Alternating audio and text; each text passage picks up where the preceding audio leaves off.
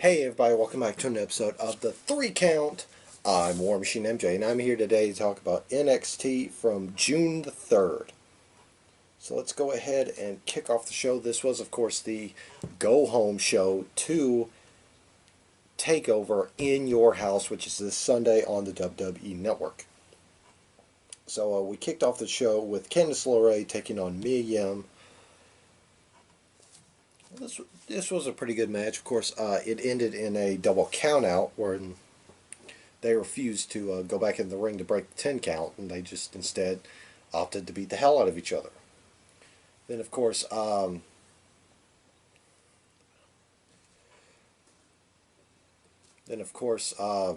Dakota Kai, Reina Gonzalez, Tegan Knox, and Shotzi Blackheart. Of course, they got they got involved in the scrap. Of course, they started beating up on each other. And then referees came and pulled them apart. Of course, the four other ladies that came out there were scurried off to the back when Candice got some assistance from Johnny Wrestling himself, who was chased off by Big Bad Limitless Keith Lee. As all four participants had a standoff, it was announced over the loudspeaker that it was turned into a mixed tag team action. Yeah, this mixed tag team action was mostly Mia Yim and Keith Lee. Of course, or Mia Yim and Candice LeRae. Down the stretch, Gargano had stabbed Keith Lee in the eyes with car keys, while Candice LeRae got a roll-up victory over Mia Yim. Of course, Keith Lee got some hands on Johnny Gargano as he tried to flee the ring. Of course, he slipped free, and Johnny Gargano kind of kicked the steel steps right into Keith Lee's hand. Next, we had a video package from hyping up Tommaso Ciampa taking on Karrion Kross. And we had a Dexter Lumis interview. Now, there's a typo here on Uprocks where it's supposed to be championship match, but it was turned into championship mask. Anyway, Dexter Lumis was asked who will win the NXT championship this Sunday between Adam Cole and Velveteen Dream.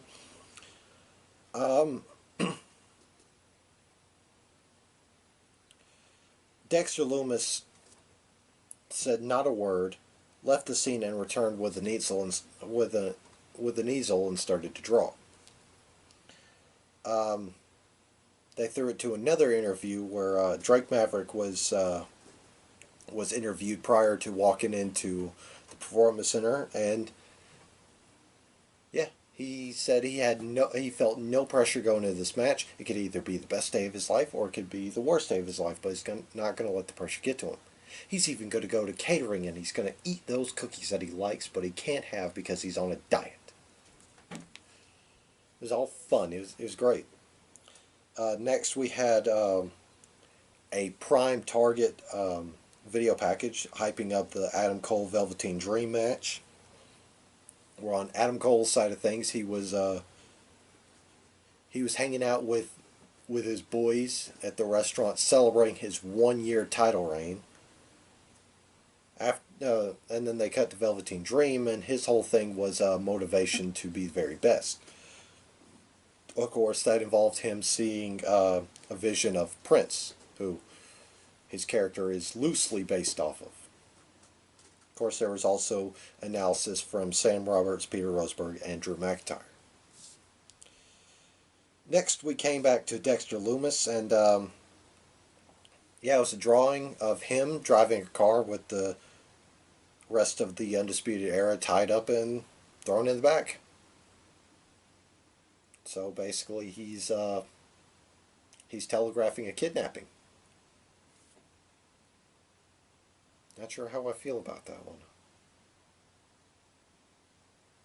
Anyway, next we had Isaiah Swerve Scott taking on Tony Nese. Of course, this match came about in the final stages of the Group B, um, of the B block section of the Cruiserweight Championship tourney, where Isaiah Swerve Scott had less than favorable things to say about Tony Nese, who was winless in the tournament. Of course, Nese attacked Swerve before his match with Jack Gallagher. This was a pretty back and forth match. Down the stretch, Jack Gallagher attempted to get involved by distracting Isaiah Swerve Scott, but really bore no fruit as Swerve Scott got a sunset flip counter to get the victory. Of course, this is over between Nese, Gallagher, and Swerve. Next, we had number one contenders a tag team match, or a triple threat tag team match, as the Undisputed Era, Roger Strong and Bobby Fish, took on Oney Lorcan and Danny Burch, taking on the returning Breezango. Of course,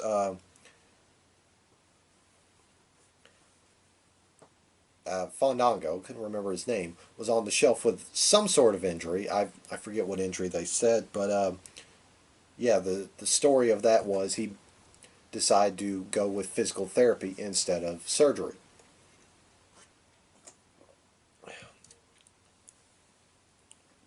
Anyway,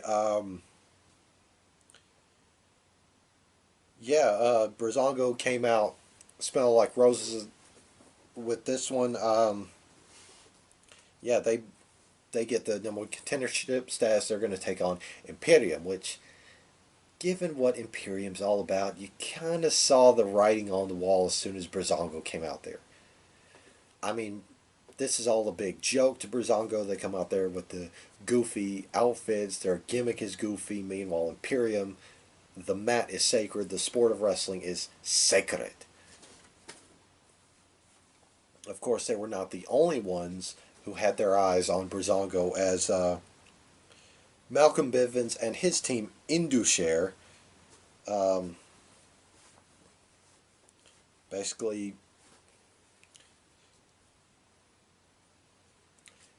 came out there and made it known they're back.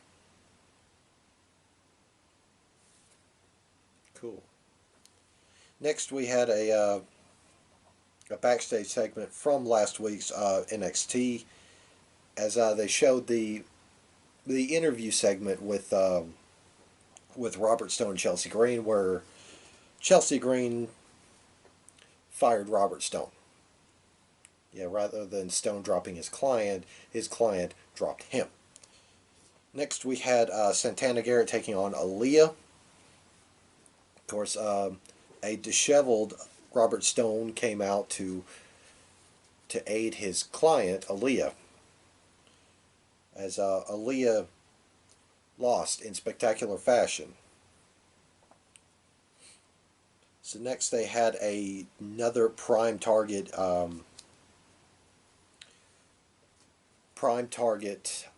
for the NXT Women's Championship. That video package. There we go. Basically telling the story of all three challengers going into this. Of course, Io Shirai's whole story was she needs nobody. She needs nothing. She feels comfort in isolation, unlike Charlotte and Rhea Ripley. Rhea Ripley's story is basically her going above and beyond to take back what is hers, and Charlotte going above and beyond to, basically proved she's got the entire women's division across Raw, SmackDown, and NXT underneath her thumb. Next, we had Cameron Grimes taking on Bronson Reed in a fairly decent match. Cameron Grimes got the victory over Bronson Reed with the cave-in. Afterwards, Karrion Kross hit the ring and dropped Bronson Reed with a Doomsday Saito suplex, and then told Ciampa, "This Sunday you'll see special." TikTok. Next, it was announced for In Your House, a 6-woman tag team match. pitting Mia Yim, Tegan Knox, and Shotzi Blackheart against Candice LeRae, Dakota Kai, and Raquel Gonzalez. And finally, well, before we get to the main event, it was made official sometime this week that Jordan Devlin was stripped of the NXT Cruiserweight Championship because he can't go and defend it on NXT Prime. So, yeah. And he can't defend it now since the UK is in their last days of lockdown. So, any day now they'll pick themselves up by the bootstraps and go back to it. Anyway, we had the finals of the Cruiserweight Championship tourney as El Hijo de Fantasma took on Drake Maverick. And this was just an absolute banger of a match. Of course, Drake Maverick just having the best run in this tournament, and it was a true underdog story for him. Down the stretch, those random dudes that keep trying to kidnap people, made their way down to the ring, and a fired up Drake Maverick took them out and started beating them down, making sure they were not a factor in his match. Of course, he came back into the ring for El Hijo Fantasma to land a super kick and then a Thrill of the Hunt to become the new NXT Cruiserweight Championship. So he got a minute or two to celebrate his title victory, and he was out of there as they shifted focus to Drake Maverick, who was tearful, and he was thanking everybody for their support, and of course the whole performance center was chanting "Thank you, Maverick," or "Thank you, Drake." It was a really heartfelt moment, and as he's walking up the ramp, stand there, making his final bow, Triple H comes up and hands him a contract.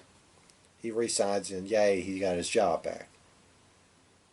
Apparently that was the plan from the beginning, because Drake Maverick became the face of all the people that were laid off or furloughed, and yeah, they just kind of took worked events and used them. I mean, use them for storyline purposes. Not sure.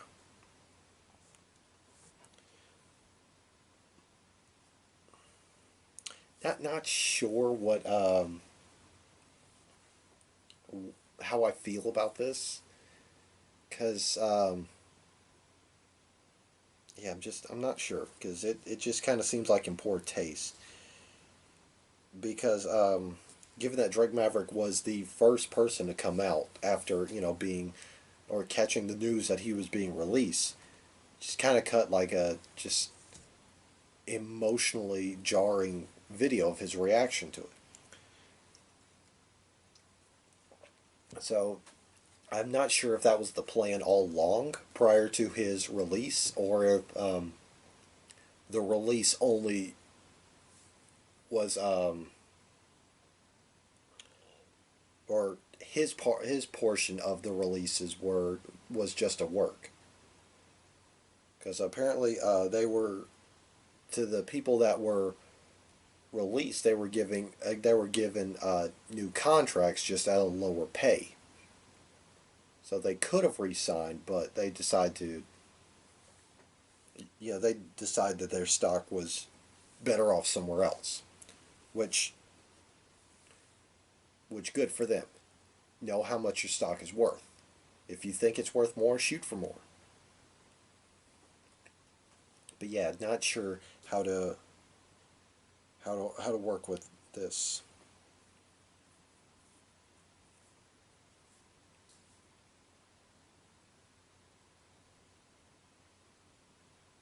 Well, and I guess while I'm at it, I'm going to go ahead and redact what I said earlier. Jordan Devlin hasn't been stripped. It's just speculatory at this point. Because WWE is still keeping track of El Hijo de Fantasma and Jordan Devlin. Of course, they're in the same slot on their championship page. Um, I feel like the story is they're going to keep it like this until Jordan Devlin is able to wrestle in the U.S. again, and they're just going to have a unification bout where they're probably going to give the belt to Phantasma, like fully. Um, yeah. That being said, that's it. That's it for this episode of Third Count. Remember, if you miss Rod, you can check out his opinions at Prime Talk with Rodimus Prime on the Castbox app. Go check it out. That being said, I'm War Machine MJ. I will see you guys next time. Bye bye.